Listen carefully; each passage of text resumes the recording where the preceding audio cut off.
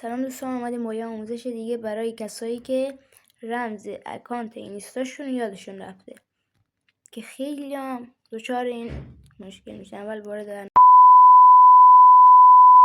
برنامه گوگل کروم میشید،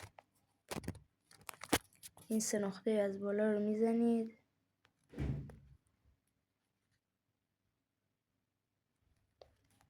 اینجا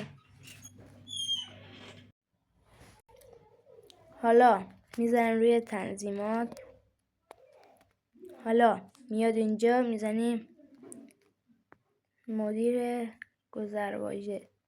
وقتی که زدین اینجا حسابایی که دارین رو میاره.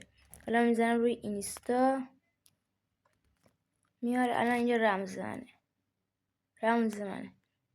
اینجا روی این چشم میزنید و کپی میکنید، بفرستید یه جایی برای خودتون یادداشت کنید که اگه اکانت اینستاتون پرید رمزش داشته باشین بتونید برگردونید. خدافظ تا یه آموزش دیگه. لایک و ساب و کامنت یادتون نره.